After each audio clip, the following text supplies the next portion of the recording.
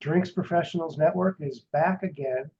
We are now officially in our 4th year of doing these every first Friday.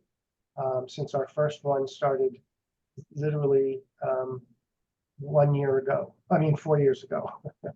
It's been 4 years? Yes, because we I started. know. It was conceived in March of 20 in the middle of COVID, and we did the first one, beginning of April, I believe. That's Did we crazy. do one in March, Stephanie? Did we do one in March and then decide to do First Friday? I don't remember. We can find out. We have archives. Yeah, I know. I was going to say, I think it was April that we did it. Yeah. Well, everybody, welcome. Thanks for all who are here. I think Allie is a new member, and we'll talk a new participant, I should say, and we'll talk a little bit about that because it actually is a point to be made.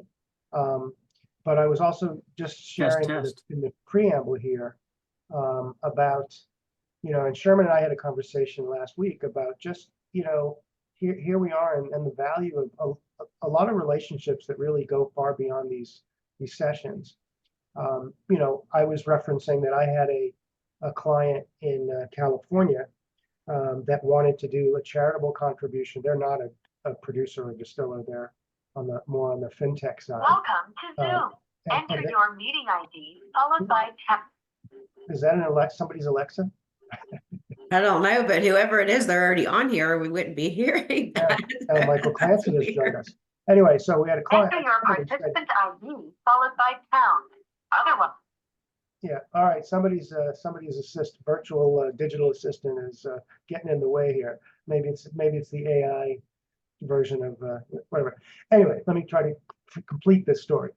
So the client called me up and said, "How do we get a bourbon? We want to donate a barrel of bourbon for a charity auction." I'm like, "You can't unless you work." They can buy the output. You can buy the output and do it that way. So we did, and since it was in California, Sean made it happen with his distillery, his boss, and it actually became a win-win because they were both had charitable functions. That's what Sean was just referencing, right? So you guys have a veterans cause that you support. Yes. Yeah. And so the client donated to that. And they also get, I guess, some of the proceeds of the bottles, and then and it did, get at auction for more than even the large amount of money that they paid for it. But they were so excited about it that they called this client up and had him talk about it. So he basically did a promo for R6. So it's kind of win-win, but it all came from here. And so then I wanted to. So Sherman, you were telling me about Allie and Brian. And so that's another example of the things that happen outside of these First Friday. You want to talk about that? Yeah. And I could add a real quick comment. A core technology we use that's become a core relationship around another technology we use, which will likely also be an application integration into our technology one day, might even be an investor, more than likely, could ultimately even be an acquirer of our company, all emanated from one relationship in this group. That's how significant. I mean, my entire company runs on 2 platforms on the sampling side that emanated from this organization. So kind of cool. That's a good thing. So now, Allie, you knew Allie. Tell us, Allie, what your role in this is. Well, I met Sherman, I think on like a networking lunch club. We met at a lunch club meeting years ago. I just left the cannabis. I was in wine and spirits for a while, went to cannabis, had just left cannabis because it wasn't wine and spirits. So I met Sherman and kept in touch with him through the years. And so I got back in touch with him a few months ago because I'd been working with Smithfield Foods, and then that ended. And so got back in touch with Sherman and said, I really want to get back to wine and spirits. And he connected me to just network with Brian, and Brian mentioned a potential opportunity, and here we are. Well, that's great. And Brian, you've been very active in this and helpful. And do you have any other insights? I don't want to make this all about a promo, so we're going to move on from this soon. But it's kind of a little feel good moment since we are celebrating the 4th year. Yeah, I mean, we've done a little bit of business with a few folks in the group. I mean, obviously, the connection that Sherman made to Allie led to us bringing her on board. We're thrilled to have her. But I think more than anything, for anybody who's new to the group, like, I think I've been on it, I guess, about a year now, seems like. All of the relationships are valuable at some level, right? I mean, we all work in an industry that's a really big, small industry. So having connections, I love, I think I've talked to everybody. There's a couple of new faces on this call that I haven't talked to, but I'll reach out to you all as well. I mean, I make it a point to try to just connect with everybody on here and just see what they're doing, because there's always synergy. We all know the same people at some level. That's the thing that I love the most about it, is that even if it's not direct business that's coming, that one-to-one relationship where there's a transactional relationship, there's tremendous value in just knowing what's going on and being in connection. And one of these days I'm going to meet with Mr. Clancy in Ireland. We'll do it this year. We're all gonna have to take a field trip over the pond, right? Yeah. I also wanted to make a quick note. I did reach out to the AI partner, and they were interested in participating, but he didn't get back to me about his availability. So I'll do an email connection for you too. When is that happening? The event's in May. May. Yeah. All right. So I see Dan Gallos is here, and I see Michael Clancy obviously is here, and Mark is here. So Mark, okay. Michael's asking if we bring decent weather with us. Well, I guess if we come in the summer, we could do that, right? No guarantee. That's right. That's right. Well, we just got dumped about 1.5 feet of snow around that up right now on the West Coast. So spring is definitely not here yet. It's still winter. Yeah. It's been definite spring here in Atlanta, but I know it's crazy. All right, before we get into anything else, I want to tell you something. I walked into my office today, and I had a box that I was not expecting, and it's hilarious. So there's a guy named Ari Sussman. He's a very creative whiskey maker, blender, kind of not just a mad scientist, but a really great storyteller. And he's got, I don't know if anyone knows him. You know Ari? I know Ari. I met with him multiple times. He's a great dude, and I know what you're about ready to show us. Okay, so I've already tasted it. This is the bottle. They did a vodka in partnership with a brewery in Ukraine. I guess it was last year, right? When was it? No, it was 2 years ago, 22. Well, a year and a half ago. And it looks like a Molotov cocktail, right? And we're doing everything we can to prepare Ukrainian Brewery Fuels Community Molotov cocktail drive. They ended up they made 2,500 bottles. They sold them all.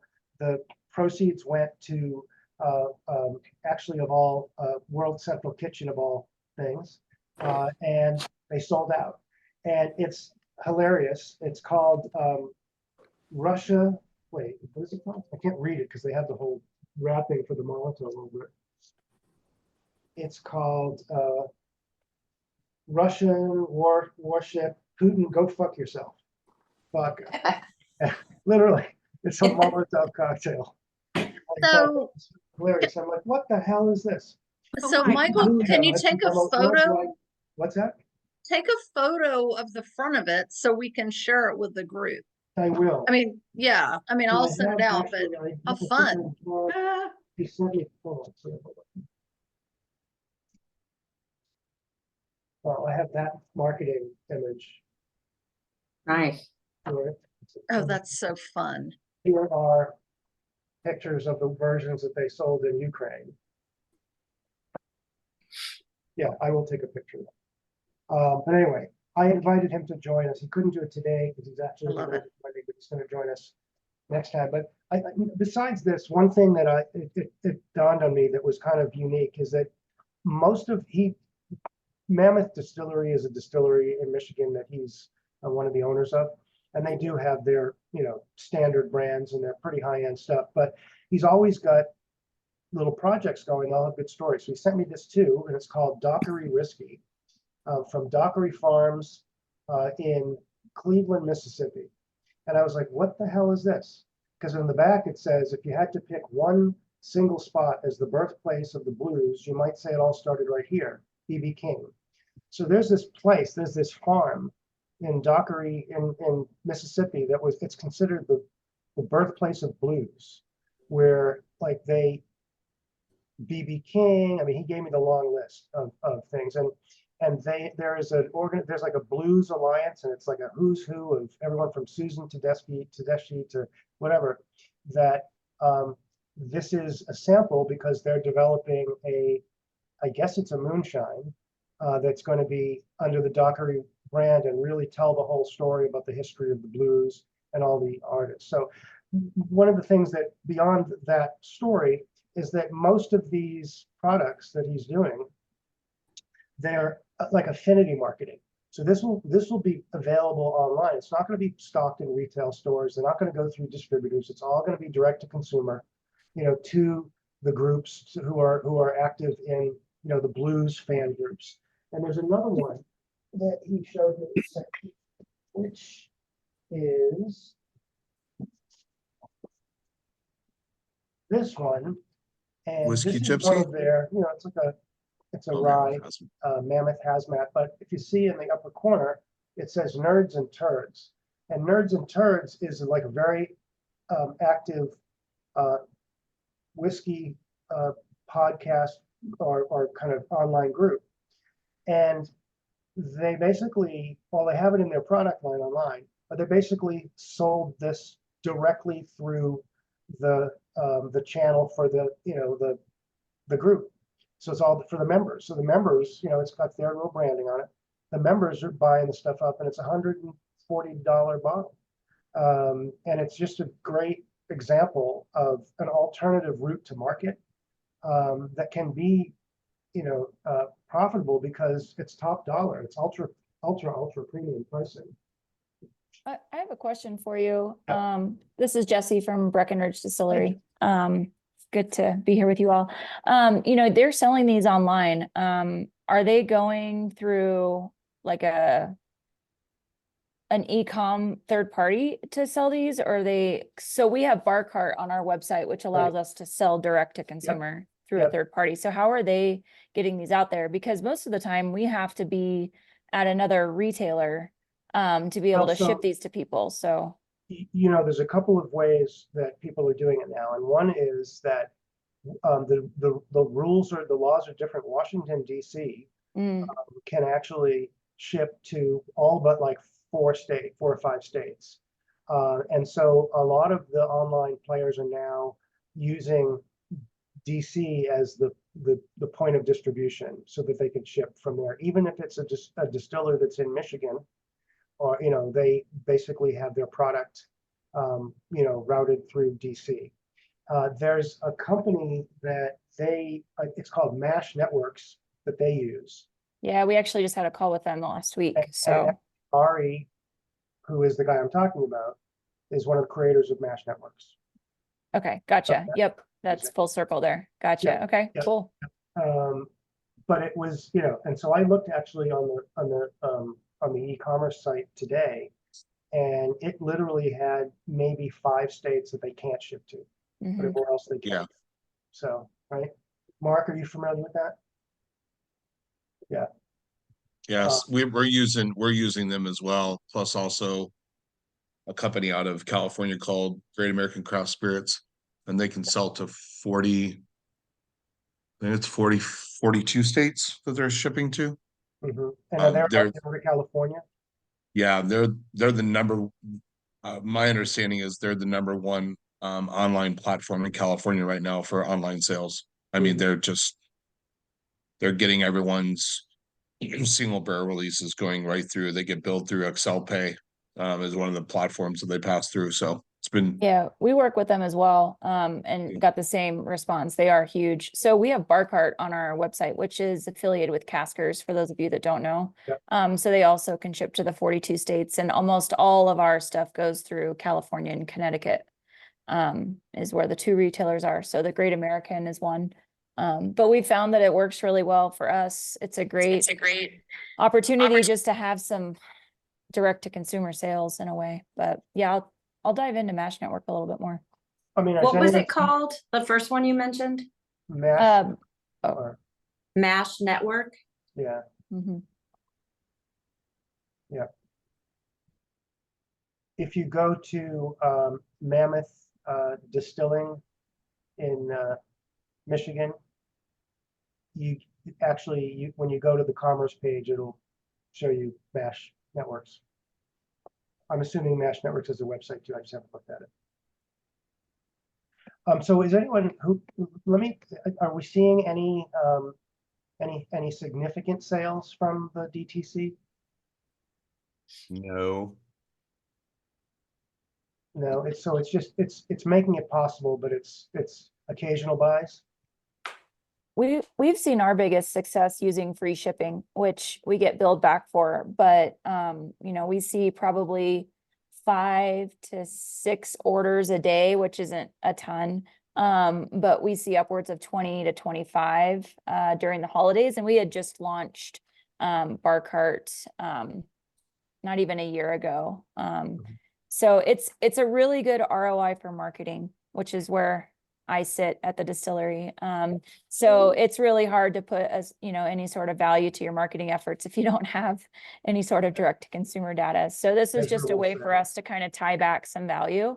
And it gives people an opportunity to see all of our products just in more depth. But I would say it's worth it for us, even with the small amount of orders we have. Well, I think you guys have really achieved some national visibility for the brand. So that kind of helps, because besides people, you've got a lot of tourists who might go through Breckenridge, or skiers who want it. But the fact is that the brand is visible and is placed in a lot of stores, I guess means that people can buy it locally, but it also means that they're aware. So I think that's kind of interesting. Oh, we have Josh Morton here. We've seen most of our clients, Yep. D2C brings tremendous value from obviously the behavioral data and the sales data that you can get. Yep. Then you can translate that into everything else you're doing holistically. But like repurchase is where we see most of the lift for our clients in our portfolio. It's the D2C purchases are most people who have, tried it at the store or have some familiarity with it. Mm-hmm. And said, yeah, this is a product that I'm happy to pay for, get free shipping on 3 bottles because I know I like it. I So think a lot of the D2C stuff free shipping is the key to all of this, right? always. So I think Michael Clancy, hi, you have a question. Hi folks, how's it going? Hi. Good to see you all. So and can't believe it's 4 years. Yeah. I know this started in the depths of lockdown. I can't even remember at this stage how I even ended up in the group, but We're I've glad enjoyed you did. Magic. I've enjoyed the whirl all the way along. It's been good fun, and always something worth making a bit of time for. It's always usually a Friday evening for me when it's on. Apart from the last time I tuned in when I was walking around Cincinnati. But anyway, just while we're on DTC, couple of questions on that, and we now have product in the US, so we're now in Tennessee, and we're also listed in Ohio as well. And just on those DTC solutions you mentioned, are there kind of costs of entry into those, kind of recurring monthly fees, etc.? I know we looked at this before. We looked at Speakeasy and some of these, and there was kind of fairly high costs of entry involved. So be interested in kind of understanding those. And then the other question I would have is around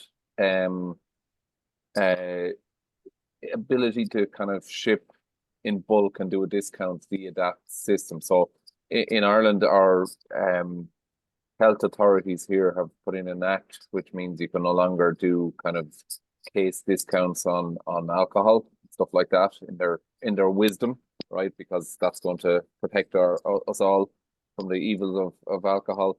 But I'm just wondering, is that possible to do in the US, and can you do something like that using DTC? And the reason I'm asking that is that now that we are in the US, we have 2 inquiries in just in the last week from 2 different states that we're not listed in, looking for people looking to buy a number of cases of our spirits.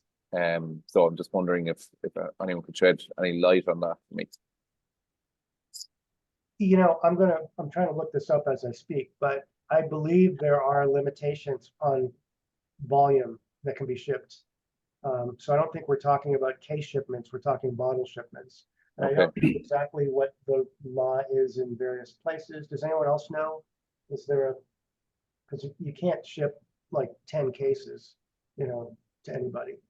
Are you looking to ship to individuals, or are you looking to ship to like bar, restaurant, or liquor store? No, this is actually businesses. So 2 contacts of ours who are involved in separate businesses in different states in the US. So they said, "Oh, great, we'd like to buy your product to be able to give as gifts to our customers." And it might actually suit if they were buying them in smaller amounts and you know, building up over a number of months and then being able to give it out at Christmas or whatever. Each of the states have different amounts of the amount that you can sell out of your location each day and then into the location each day. And they typically will vary even by county within the states. So like I expected, there's no simple answer. So, well, yeah. I think that, yeah. I think that, Which states are you looking at, and it might be worth maybe like lib bidding and finding a retailer that you could then partner with for this person. Okay, so one is Tennessee and the other one is New Jersey. Sorry, one is not Tennessee, one is Texas and the other one is New Jersey.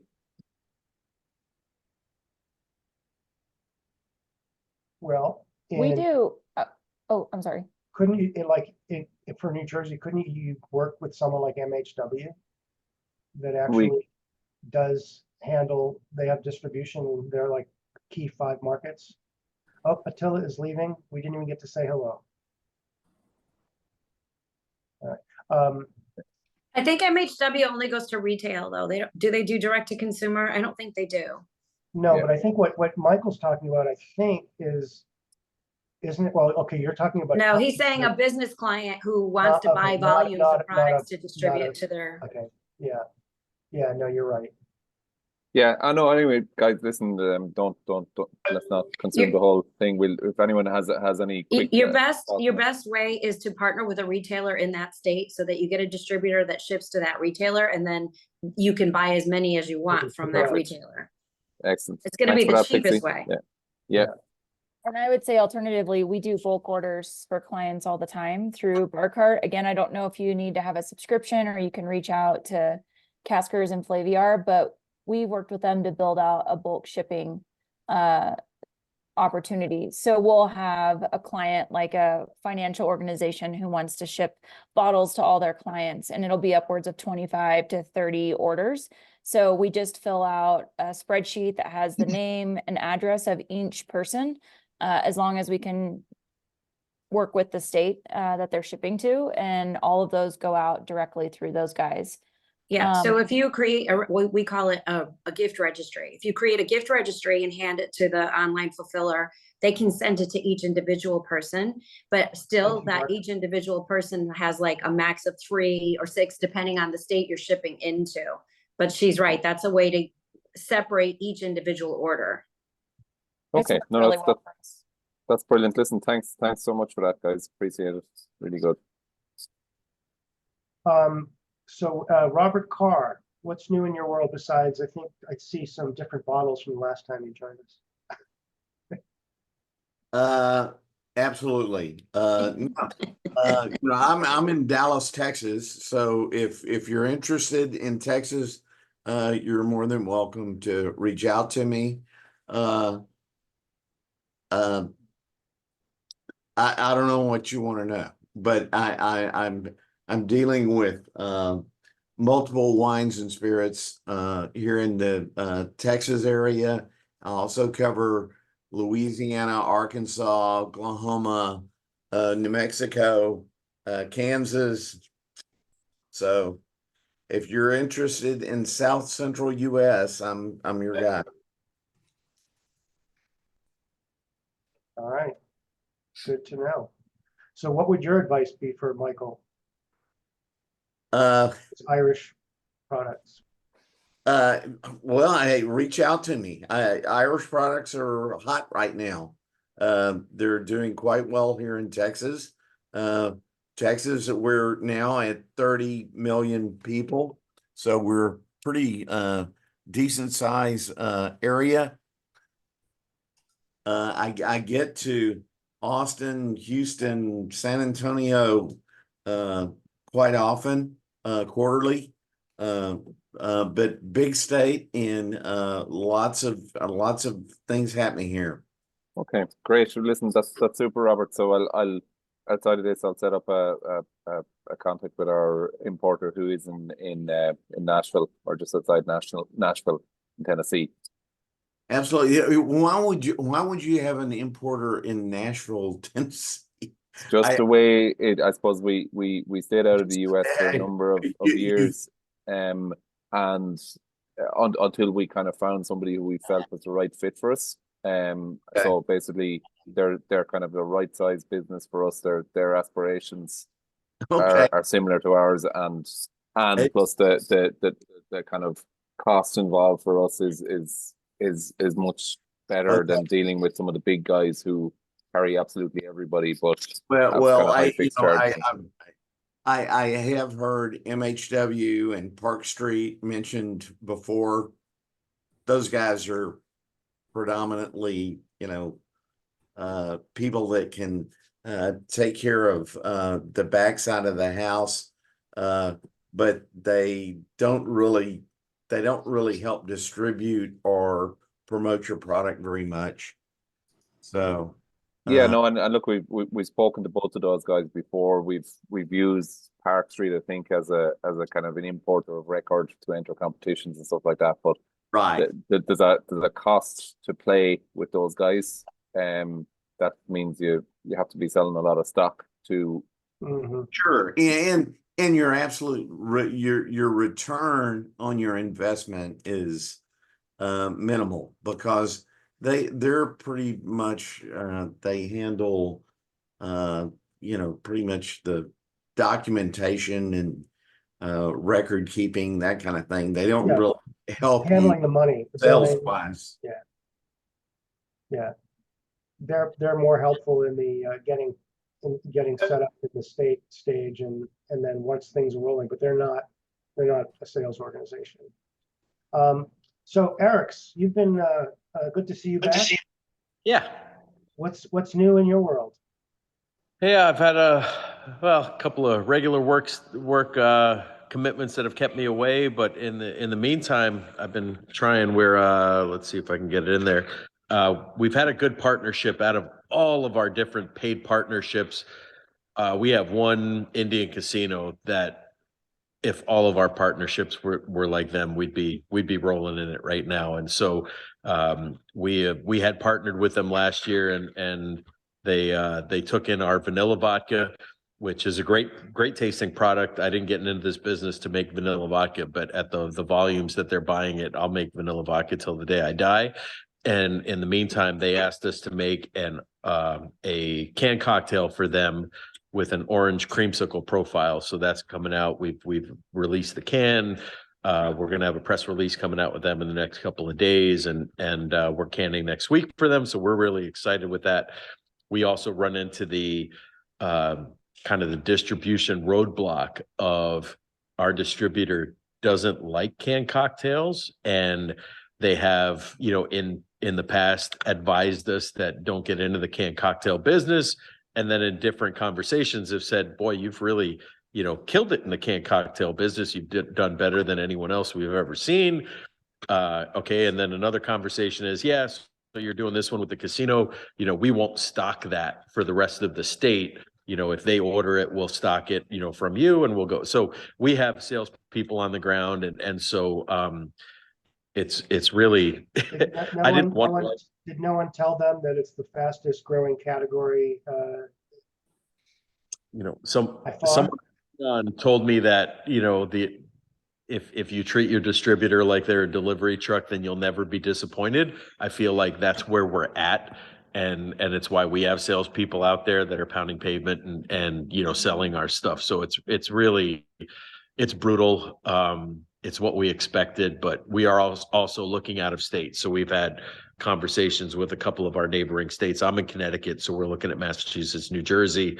The casino partnership is potentially fruitful because they also have an interest in several other casinos, let's say in Atlantic City and elsewhere. So it might be an interesting dynamic if they love this product when it's released and they're intending on buying cans. I wish that the feds would catch up and we could do something in different form factors, because right now our local casino is talking about taking our cans and cracking them open and pouring them into their slushy machine for the summertime. And they're like, can you do anything? Can you give us 5-gallon buckets of this? And I said, okay, I'm prohibited from doing that, but it'd be great if there was some flexibility. You can give them liters. That's as high as I can go in a liter, which is that's what the big shift was. Licks was all a shot, right? A pre-mixed shot. Gallo bought them, and now they still do the shots, but it's the pre-mixed cocktail in a liter. Well, I have a connection that I might be able to help connect between another group up in Northern California that's doing the ecosystem that might be really advantageous for what you guys are talking about. So, Eric, I sent you an email over. It'd be something different than what R6 is doing, but I have another connection here on the West Coast that's also has connections on the East Coast with a brand that they're representing. So it might be very advantageous for you guys up there. Yeah, So I'll take a look at it. Sean, is that EcoSpirits? Yes. Yeah, so I can connect you with the Eric with the EcoSpirits guy in the States. We're the Irish operator for EcoSpirits, and we've just literally commissioned our plant last week. So I'll put you in touch with a guy called can't pronounce his first name, so he just goes by Z. He just goes by Z. It's Z. Yeah, it's there's two Z's in the market. One runs a rum company out of Florida, and this other Z runs out of Florida as well. So they both are Z's.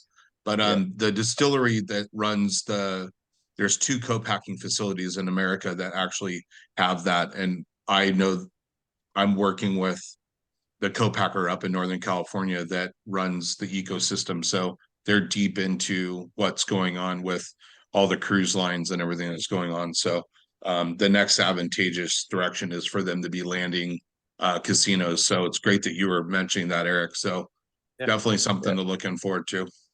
I've just put Z's details in the chat there. So anyone who's interested in EcoSpirits, shoot him a mail. He's the guy to contact, and he'll direct you to the appropriate person within EcoSpirits.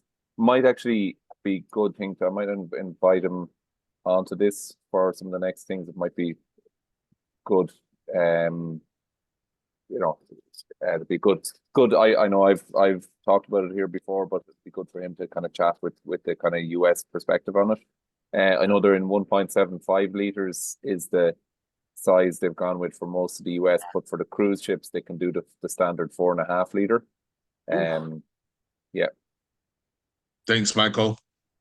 Yeah, thanks, guys. I appreciate that. And then beyond that, obviously, we're at the point we've been in this for 3+ years right now, and we're at that point. We've been self-funded to date, a couple of loans out there, but we're in that market where we had a big partnership with University of Connecticut, UConn. So obviously they're back in the hunt this year for a basketball championship. And as we look at a couple of different professional sports franchises in the bigger leagues, we're in that investment recruitment mode. When you start talking about, $250,000 for, contracts just to sign on with someone. I think that may be our next step for, getting brand recognition out there and, the good partnership. But like I said, this one casino, if they were all like that, we'd be killing it, but they're not all like that. Everybody wants your money, but no one wants to produce. So that's what we're into. And yeah, I've got a couple of other, contract distilling opportunities that have popped up with people that have let their brands die off, and now they're looking to bring it back. They've been successful with some international brands, so we're really excited. So yeah, it's always that the cash flow mix for us, right? We need cash coming into. Eric, I would Hey, like to connect with you offline, and I'll share this quick story. So I'm from Connecticut, so it's my natural market, and I went to UConn, graduated from UConn, and actually sat on the board for the development of the women's Husky team. And we Nice. made the chocolate dog bones out of my restaurant back in the day. I said I take personal responsibility for motivating those women to win, because what would you do? Of course you would give them chocolate. So for every winning game, my kids who are now running the distillery used to sit on Sundays and wrap tiny little dog bones and slip in the ingredients list and tie them all up and add a blue ribbon, thousands at a time, that we would distribute through UConn. So good old stories. Yep. That's funny. Yeah, Hey, please. Eric, Yeah, go ahead. Eric, so I don't think you have your email on the list that was sent out this morning. You But- might want to add it for us in the group, or did you Yeah, already I get it, was gonna Stephanie? say, You're on I'll- top of it. Yeah, no, I was Throw gonna it say, in the chat I window. will make sure Eric's is on there and we'll get that distributed, definitely. I know you got this, Stephanie. Sorry for waking you up on your trip 2 weeks ago. No Oh, worries at Did you all. call her when she was in Madrid? Yes, she was sending me photos of her food while she was enjoying In- her trip to Yeah, Madrid Barcelona. and I was rubbing trying it to in remember my if I was in face. Barcelona or Madrid. I know. It's like, That's funny. I did I not did a- send any food pictures from India for good Oh. reason. There you go. Eric, if you ever want to connect, we have a partnership with the Denver Broncos, so I can speak to that value versus financial transaction and just what we've experienced. But happy to connect there if you want. Yeah, absolutely. Yeah, I would love to talk to you more about that too, as well, just from being in LA and looking at the directive with the Chargers and the LA Rams, and considering how much everything costs here in LA. It's like, I was told by one person it was nearly $50,000 for a sponsorship at the new stadium at SoFi. So I feel like that's pretty cheap. That's compared cheap. to- Yeah. We were Yeah, looking what at we're the doing, I Bruins. mean, it's like $50,000 for a 15-second ribbon display in the stadium alone. yes, At the Broncos. But yeah, we have come up with a way to really capitalize on the Broncos partnership using their IP. Really, that's what you're paying for at the end of the day. You can get all Yes. the stadium advertising you want, but you really want the use of the logo, and that's where we've totally seen the benefits and the possibilities. So awesome. it's Did expensive. did you release a specific branded product? We did, yeah. So we have the Broncos bourbon blends. So what we do is we get 2 alumni players, because there's a lot of restrictions in the NFL, just a heads up on what you can and can't use. The bottles have to be commemorative. You can't use active players or active cheerleaders. So we've been through the ringer the past 3 years. So we invite 2 Broncos alumni to the distillery, and then we have them battle it out with our head distiller and our founder to make their own blend. So we have an orange blend and a blue blend, and then we allow the public and the fans to vote on which one they like. So we release 2 commemorative bottles every year. And then last year we signed on with vodka as well. So we have a commemorative Broncos That's vodka. awesome. I love that. Yeah, it's awesome. And we can also only sell it in Colorado because we can't sell anywhere there's another NFL team. And then the states that don't have one are not our top markets anyway. In a Obsolete, way, right? you know, I hate to say it That's like good. that, but like Yeah. New York, Chicago, like all these other places that have huge NFL teams are where we want to put them. So it's a Colorado based series. I just threw the Very picture cool. up of my 14-year-old son at the Rams Giants game that I took him to on New Year's Eve, which, as a born and raised New Yorker, always swore that I would never go to Times Square on New Year's Eve, but there I was driving through New Year's Times Square to get to Giant Stadium.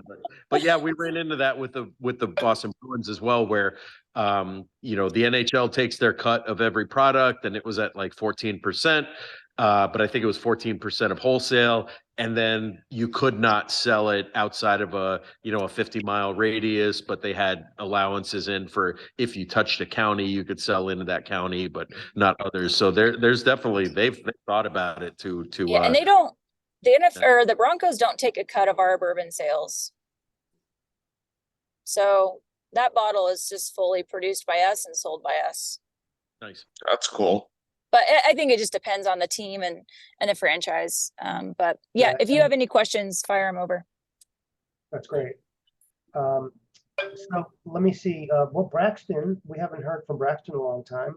Braxton, you're kind of listening. You and Dan are kind of on the on the supply side.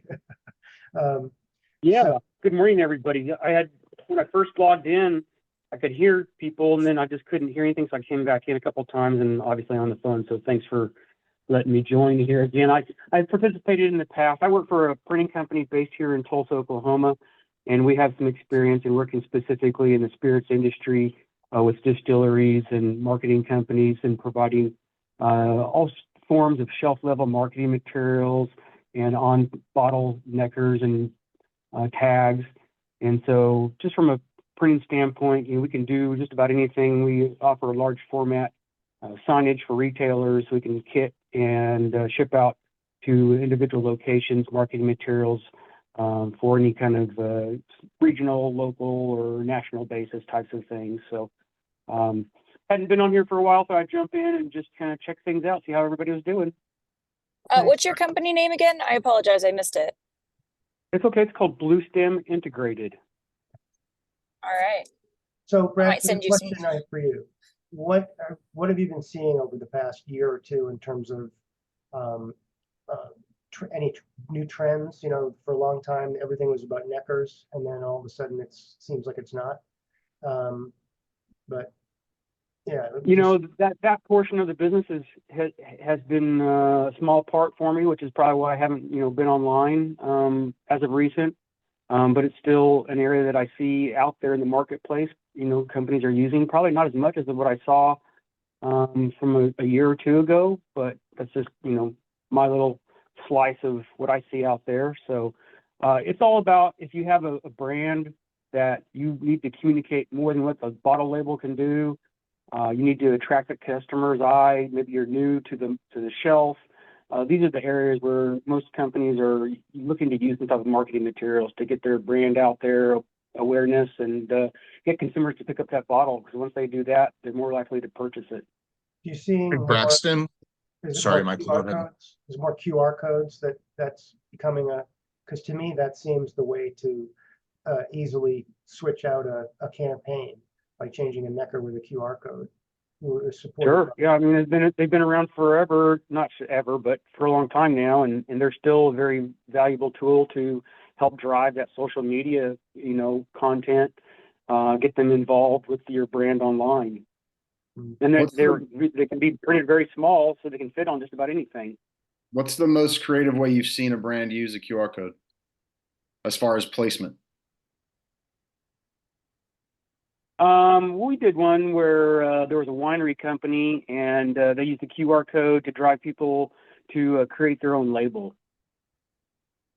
So it was kind of a custom label situation. So wait, it's on a bottle though, or it's on an ad? In an ad? It was on a tag. It was on a necker tag. So you scan it to learn how you could put your own label on. I don't know what the quantity was. It was some time ago, but that was kind of neat. Hey, Michael. Yeah. I don't know if I can get on screen if it pops up, but if this is showing up on the. I see it. Oh, hold it up a little higher. There you go. So we just added our QR code for our charity organization. What's that? I think your virtual background is buzzing it out. Oh, I'm sorry. I was hoping that it would have came in a little bit better, but that's better. Better now. Yeah. Yeah, anyways, we added it to our label in the refresh that we did with the vodka, with the bourbon. We And what- released the bourbon. That cast strength that we did with the charity group Uh-huh. was the first release that we did. I'll drop the picture. Actually, I can drop the picture So what into is an it? image. What is the QR code? What's the action? What is Takes it? you right to our charity organization for donationals. And it's, so we're looking at with Kroger right now is releasing this in the state of Nevada, where Kroger is going to get a foster dog, and they're going to support that foster dog and transport to Arizona to the charity group. And they'll be able to follow that foster dog on their social media page and show the transport from the state down to Arizona and show the whole entire mission direction. So Soldier's Best Friend is a 9-month program, 6-month dog and trainer.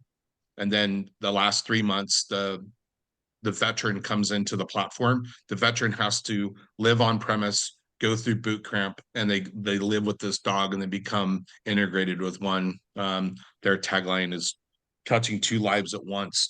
And the trainer steps back and those 2 become integrated in life, and they go through, the trainer actually puts that officer through incidences where PTSD and TBI actually take effect, so that the dog can actually help that officer. The trainer can see how they're bonding and how they're moving forward. It's really amazing. So seeing that as a mission statement, it's going to be really cool to see.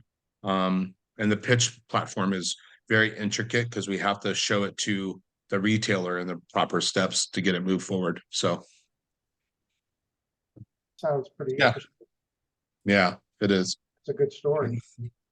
My question for the group, since we're talking about QR, has anybody seen or thought about using augmented reality, AR, where Yes, customer looks at the phone, uses the phone, pulls it up, and then I have a buddy that was working with Lagunitas, if anybody knows that beer brand. Yeah. To develop some kind of augmented reality for because they've got a dog mascot. Someone else, you mentioned dogs as well, so it brought it to mind. And I didn't really hear anything. That was like right when COVID was starting, and I haven't really seen much of that since. So I'm curious if that has been an area people are focusing on at all. We're using it on our brand. We just released an app actually called the Striped Pig. You can download it now on Apple or Google, and you get points for doing things like feeding the pig and doing contests with the pig, dancing with the pig, things like that. So we're using that. It has a great AR feature in that you can upload the pig to any location wherever you are, and then it looks so real. It's really lifelike. I did this with Warner Brothers and Marvel, and it's just patented technology that the AR is so great. And yesterday in the distillery, we were starting to shoot the background for the headsets, and I literally can't get out of my brain the fact that even though I was standing still in the distillery and I knew my surroundings, they were like, okay, walk the plank. And I was on a New York little piece of wood that stuck out from a skyscraper with a helicopter coming after me and the ability to jump into the elevator to save my life. And they're like, jump. And I'm like, I can't. I'm like waving they like, you know where you are. You're standing still in the distillery. You can jump. And it messed my brain up so much. I swear to God, I was looking for the elevator in my sleep last night trying to hit the button. So it's kind of kooky, crazy stuff. It does mess with your brain. I remember you mentioning that app. So that app's available, Pixie? It's available now. You should send a link to the group. While you're talking, I looked up on the Google store. I don't have Apple, but and I didn't see it's just the Striped Pig, not Striped Pig's distillery, just Striped Pig. Okay. Nice. I'll make a note and send it to everyone. Okay. Right. But I'm telling you, that stuff. All right, so let's talk about another thing that's happening that I want to get a sense of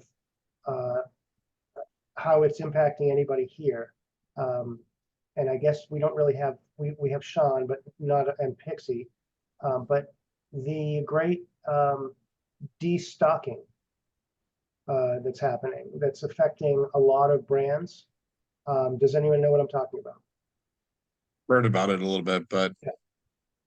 So it's from a standpoint of the wholesale market, I think it's one of several factors that's really kind of turned the the wholesale value on its value market on its head for aging whiskeys and for new fill.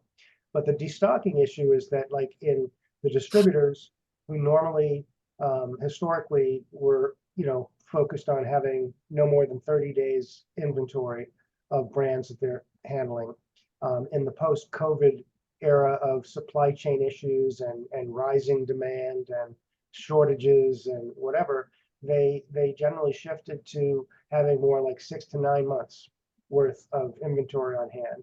And then in 23, when everyone saw kind of a slowdown in sales, so for the past 3 to 4 months, maybe 5 months, distributors have not been reordering because they're selling down their inventories, and it's expected to continue for at least to the end of this quarter. Hopefully, it's resolved, but it has had an effect from numerous conversations that I've had, and I think it's affected more the smaller brands because they're generally at a higher price point, and those products are not selling as rapidly as they did in 21 and even early 22.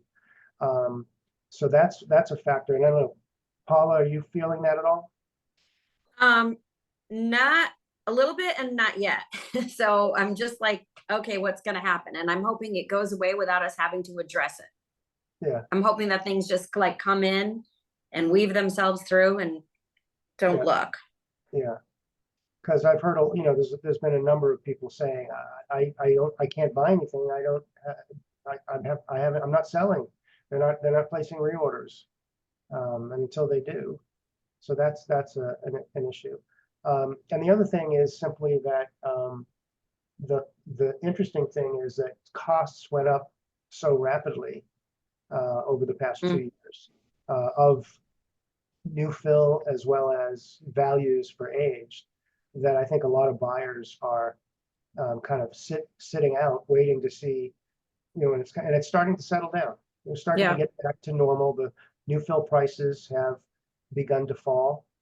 As when they were up, a year ago, it was $1,200 for a barrel of new fill, and today it's now falling back to mid nines. Some are still a little higher, but it's falling down. So it'll be interesting to see what happens there. But I just, I have that wholesale perspective, but I'm curious in terms of the operating perspective. But all right, anyone want to throw a new topic into the mix for discussion? Oh, Sean is sending us, okay, the QR code. Okay. Any new topics? Sherman, anything you see? No, I not have right one. off. Oh, Jesse Yeah. has a, And ahead. I may lose service, and if I do, I'll hop back on. But we're working through some tax increases issues in Colorado. So there's a proposed tax to increase, I think almost 200%. I mean, it would severely impact the alcohol businesses of our size. So thinking Tin Cup, Stranahan's, Breckenridge Brewery, Coors, New Belgium. It would be a massive impact to our brands in Colorado. And I think it affects all alcohol businesses that bring spirits or beer into the state of Colorado. It'll affect our bars and restaurants, and that's set to take effect if it goes through July of 2026. So right now we're working really hard to advocate that doesn't even reach the next level to be implemented, because it could decimate a lot of brands, and it could be good for the smaller ones. But I think for Colorado, we're all one big family. So there's been a lot of support to say no. So is it an attempt, aside from revenue generation, is it an attempt to help support the smaller producers at the expense of the larger ones? No, they actually want to take the extra money and put it into rehabilitation and alcohol awareness and more education pieces like that. And I'm sure there's other uses of the money. they're getting, I think, 5.9 million already a year, and a small portion of it is going to those rehabilitation resources and alcohol prevention, things like that. But it's top of mind right now. We're sending letters to all of the parties, trying to get other brands involved, trying to just get in front of the media and make sure there's a lot of awareness to say no.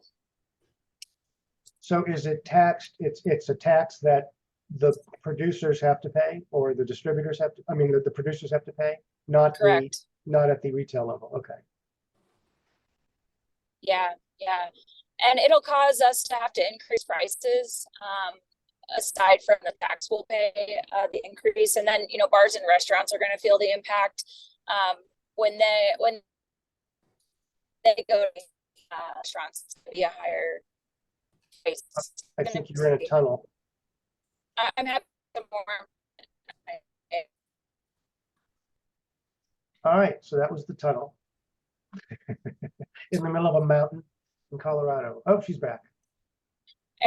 Oh, you can hear me now? Now we can, yes. I can hear you. Yeah, I'm under Loveland Pass.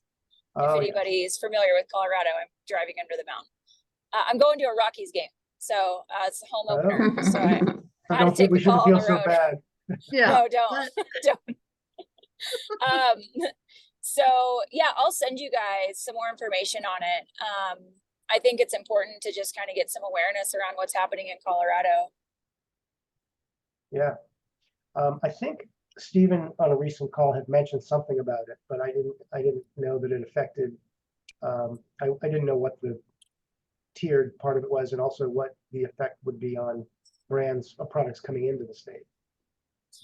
Yeah, I'm still learning a lot about that piece of what it will impact the brands coming in.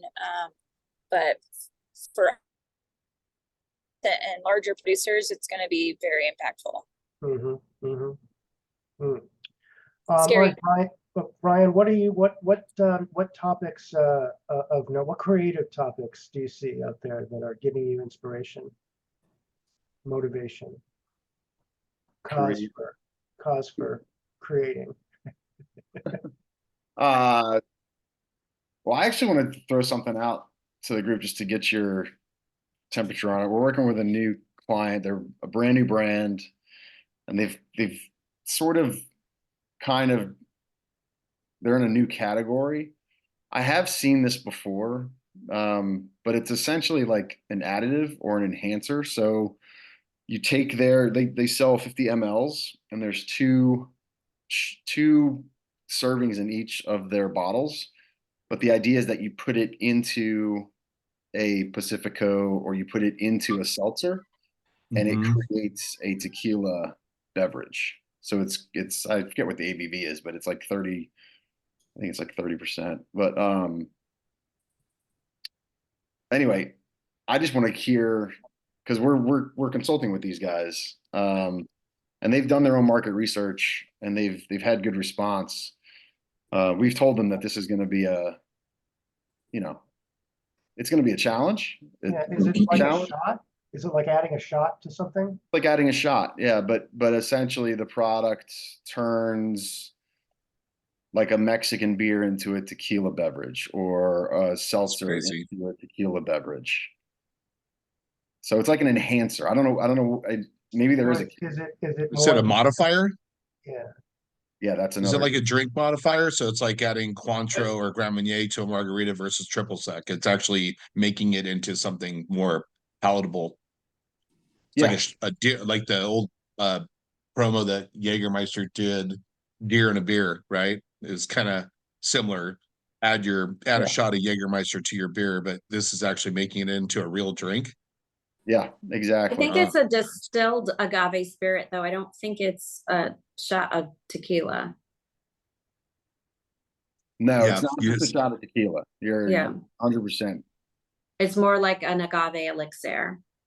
Yeah, they're getting around that rule, right, Pixie? Yeah. They're trying to get that agave. Oh, look what we did. We made a margarita for you, but it's really other than orange wine, something like that. Well, in the Mexican restaurants, they drop a shot of tequila into the beer, whatever, I forget the name of it, Mexrione or something. Bomber? No. Oh, yeah, there's Um, also the, well, they do it in Japanese restaurants, the sake bomb. But Yeah, but in the Miss Glada, it's something like that. Oh. I don't know. I've had it.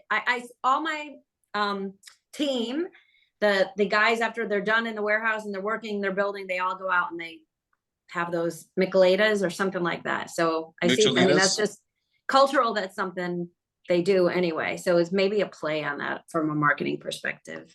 Yeah. My question is like, is that something that I'm just curious if that behavior is one that you all would experience or have experienced? Like, I'm just curious about, because I'm a beer drinker and I would probably put this into,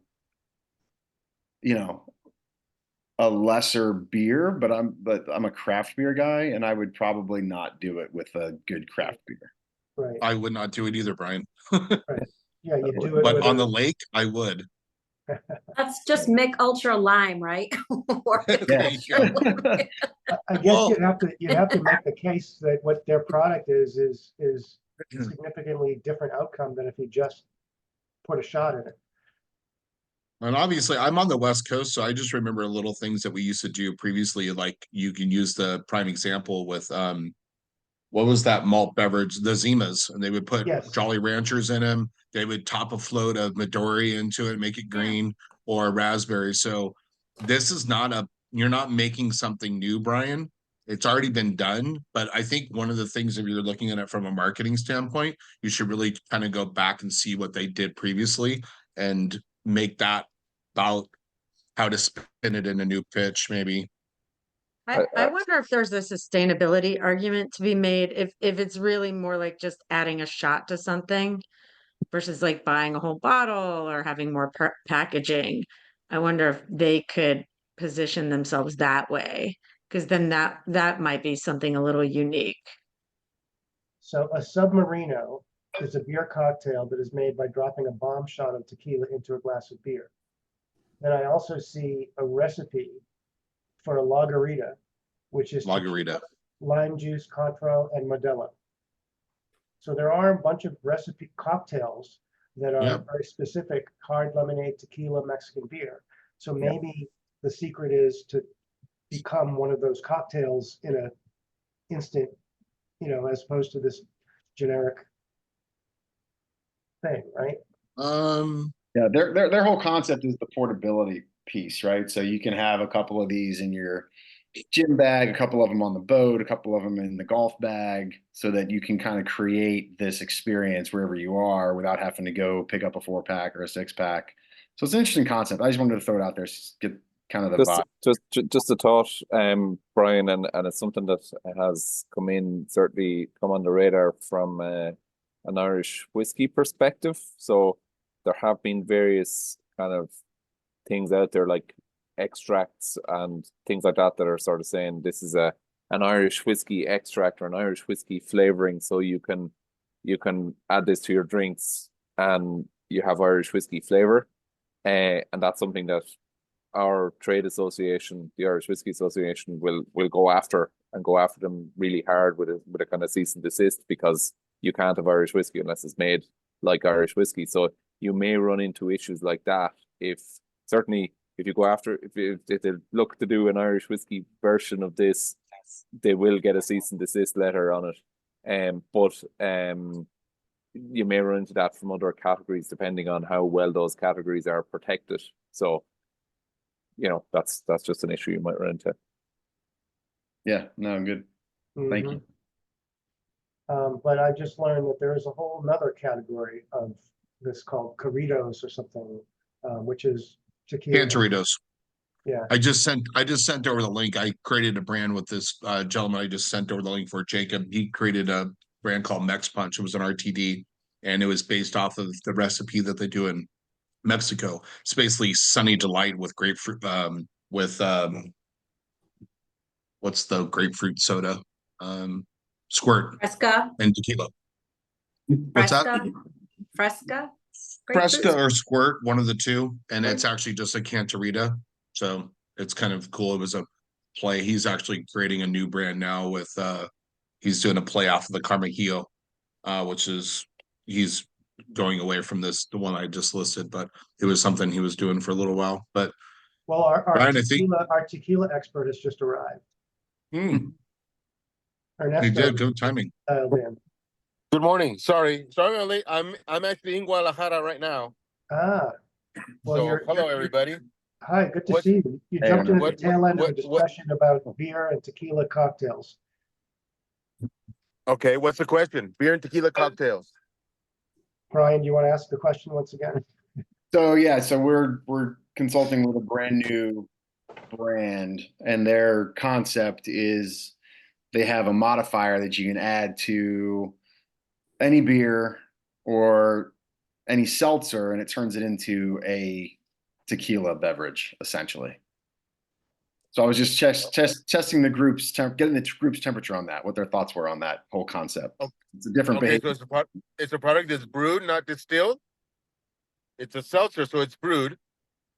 Well, it's actually Right, so- no. The product itself comes in 50 ml, so it's not you add it to a seltzer. It's an elixir, if you will, that Okay. has tequila jalapeno flavor, and then the idea is that it turns whatever you add it to into a spicy tequila beverage.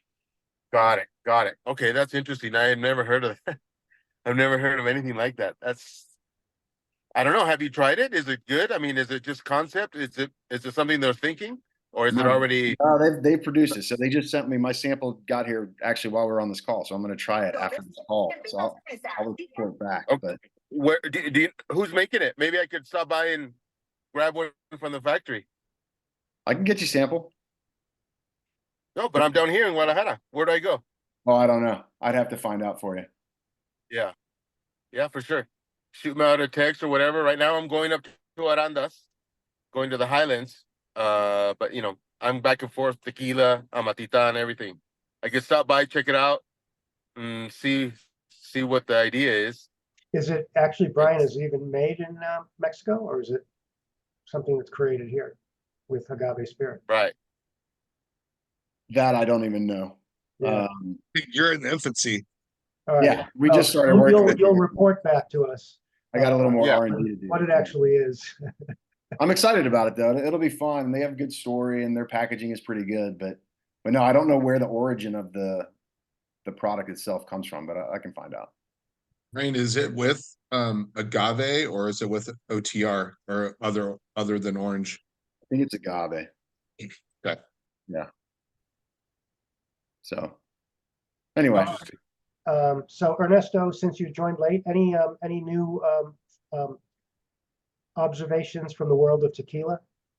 Not really. Other than I don't know how many of you guys are in the tequila world, but this last week the raid on the tequila matchmakers home here in what is it, Tlaquepaque? You guys hear about that? No? Yeah. I did Okay. not.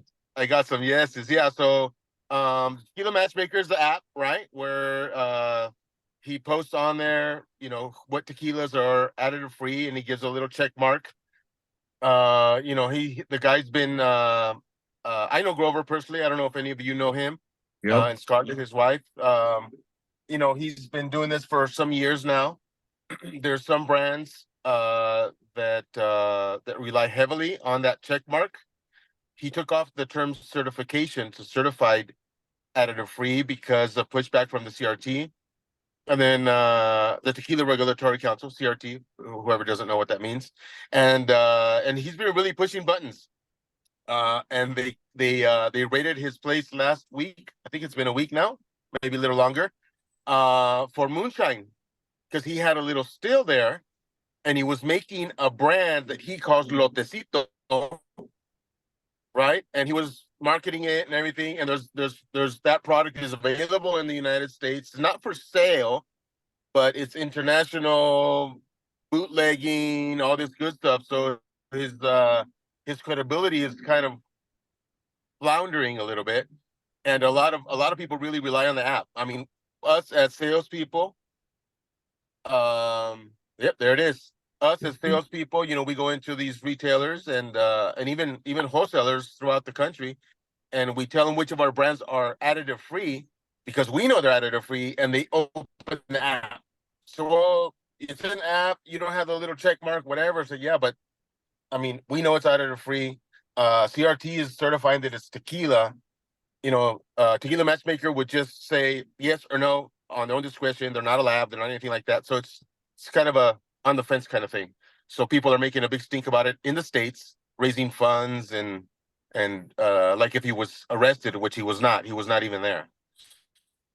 But Sounds yeah, like it's he really might interesting. getting That's this the for big thing right now press. in tequila. He might have Is set he, this himself up for his own press, huh? no, I don't think so, because the thing is that No? the CRT is the one that he challenged the CRT. So the CRT is the one that saw what he was doing, and the CRT really has no teeth legally to do a search warrant or anything like that, unless you are a tequila company. They could go in and check. But the people that showed up at his house was the health department, the tax man, the state district attorney. So that you could probably see that in the article. So CRT was there, was present, had somebody present, said, yeah, well, that's a little still, and that's how they're making agave spirits, not tequila, obviously. So no, the guy, there's a search warrant, there's an arrest warrant out for him. So right now we understand that he's in Texas somewhere. But yeah, as of right now, he can't if he'd come to Mexico, he'd be arrested. So I don't think it was self-promotion. Because it does affect what he's doing. Well, directly, because if he's the one that's calling for additive free, and then it turns out that he's the one that's producing. Yeah. Right. Well, that's the thing, that he was producing that, like, to demonstrate to all of his followers that additive free agave spirits was possible. And to show that the CRT is corrupt. He calls the CRT corrupt, and so do all his followers. There are a lot of them. And I mean, if you go on to any of these influencer pages on Instagram, they're all crying about, what, this is unjust, this is strong arm, this is CRT mafia, stuff like that. But at the end of the day, the guy was producing an agave spirit out of his home here in Tlaquepaque without any permission, anything like that, without any permits, which as far as I know, it's not allowed. It's like if you're a moonshiner in the US, you get caught, you get arrested, I think.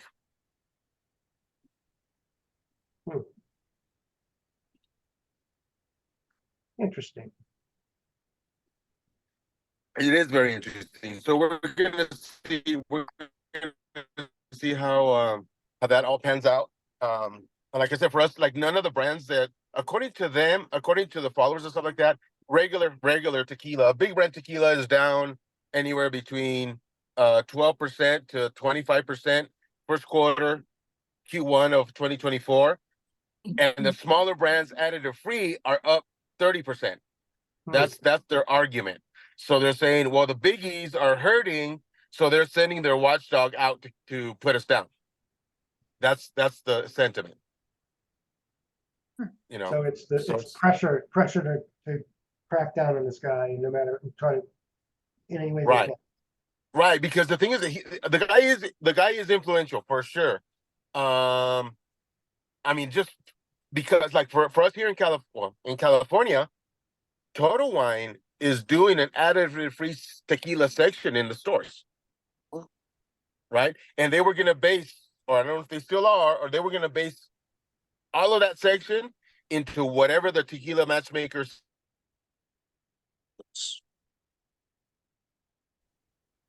Oh, we lost. They'd actually sent that out on to the account executives, what he was talking about with Total Wine and More. It's actually going out to all the account executives in California that were with Southern, all the major suppliers. So that's definitely in play, what he was talking about. So they're being active, and then this is the Tequila Matchmaker site, which is just the listing of all the products that are ranked, I guess I'm not reading, that are additive free. We have to look at each one to find out. I don't know. Anyway, interesting. Is Ernesto gone? Yes, I think so. All right, well, hopefully that was, you know, it was a nice surprise to get a little update, a little breaking news, Definitely. right? So Stephanie, should we talk about now what we wanted to talk about? Which Yeah, is, I think so. I'm gonna stop the recording if you're good with that. Yep. All right, well, thanks, everybody. This will be online to watch, and then we're going to continue with a little